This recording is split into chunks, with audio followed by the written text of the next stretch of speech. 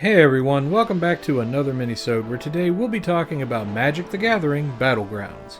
Based on the popular card game, Battlegrounds has you choose a duelist from a selection of some of the most powerful mages in the land and go against your opponents, using an arsenal of powerful summons and spells. The big difference here is that instead of using a deck of cards, you'll cast all your magic in real time on the arena. Each duelist has their own customizable spellbook of magic based on what color or colors they've mastered, and since cards aren't involved, most of the tactics and rules change up quite a bit. For instance, mana spheres show up on the ground for you to collect in order to cast your spells. You can cast spells as many times as you have the available mana. There's no graveyard, nor there is drawing or discarding cards, so you have all your spells available at the start, although you can only cast 2 enchantments at a time and only have 5 creatures out on the field. You also have your own attack and shield available, and any damage dealt to you or your opponent is permanent. There's no healing. There's a few more changes between the card game and Battlegrounds, but in the interest of time, we'll just press on. Battlegrounds has 5 modes to choose from.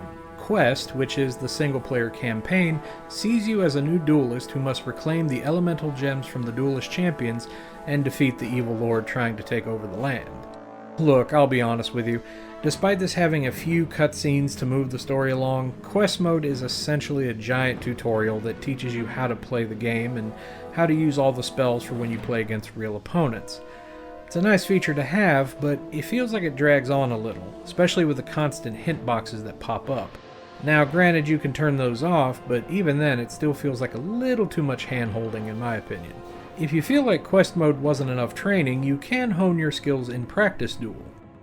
Arcade Duel is essentially quick play against the AI, where you pick a duelist and fight to the death, and Versus Duel is the same, but against your friends. Xbox Live is, well, online play. At first I thought going from a card game to a real-time fighter would be an odd transition, but the idea is pretty cool. Controlling your duelist is smooth, and the spellbook, while a little confusing at first, can be easy to navigate. However, there's one flaw Battlegrounds has that, after a while, started to take me out of any fun I was having. The game starts to get boring. Well, against the computer.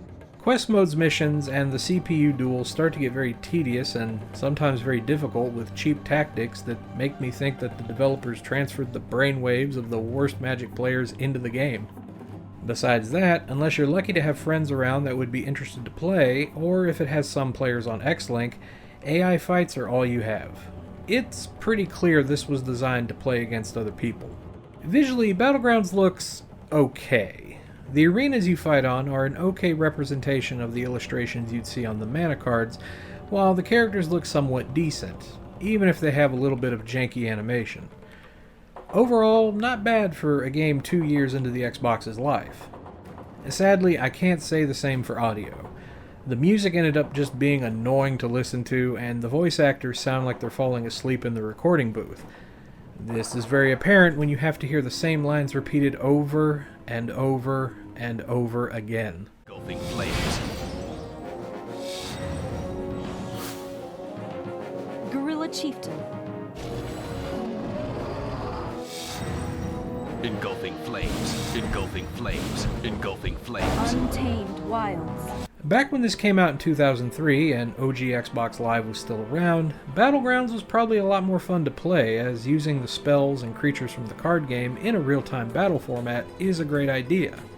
However, being designed as a mostly multiplayer affair doesn't make the game that much enjoyable these days. Unless friends are around or you're okay with playing against the AI, Battlegrounds is a fairly fun time for the right price.